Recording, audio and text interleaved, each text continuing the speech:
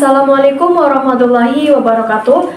Perkenalkan, nama saya Aisyah Putri Alianur dengan nomor NIM 4042-40008, Prodi PPIN, Fakultas Keguruan dan Ilmu Pendidikan. Saya di sini akan mempresentasikan tugas mata kuliah yang diampu oleh Bapak Yuhsan Wahyudi MPD, yaitu mata kuliah menyimak, konsep umum keterampilan menyimak. Di dalam menyimak itu sebenarnya kita bersifat menerima pesan atau bersifat reseptif, menerima informasi yang disampaikan oleh si pembicara atau bunyi-bunyi bahasa yang disampaikan baik melalui audio maupun melalui pembicara langsung. Menyimak ini merupakan hal yang penting di dalam penguasaan bahasa Indonesia karena ada 4 keterampilan berbahasa yang harus kita kuasai, yaitu yang pertama, keterampilan menyimak. Keterampilan ini adalah kemampuan untuk menerima, memahami, dan menafsirkan informasi yang disampaikan oleh pembicara. Yang kedua adalah keterampilan berbicara. Keterampilan ini adalah kemampuan untuk menyampaikan informasi, ide, atau perasaan secara lisan kepada orang lain secara jelas, efektif, dan menarik. Yang ketiga, keterampilan membaca adalah kemampuan untuk memahami, menganalisis, dan menginterpretasikan teks tertulis. Yang keempat adalah keterampilan menulis, kemampuan untuk menyusun dan menyampaikan informasi, ide, atau perasaan secara tertulis dengan cara yang efektif, jelas, dan menarik.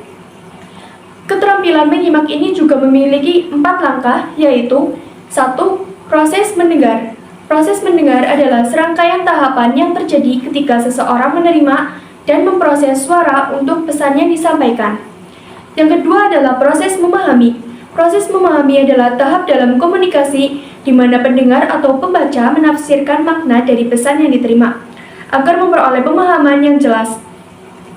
Yang ketiga adalah proses mengevaluasi. Proses ini adalah tahap dalam komunikasi di mana pendengar atau pembaca menilai informasi yang diterima, baik dari segi akurasi, relevansi, maupun keandalan. Yang keempat adalah proses menanggapi. Menanggapi adalah tahap akhir dalam komunikasi di mana pendengar atau pembaca memberikan respon terhadap pesan yang diterima.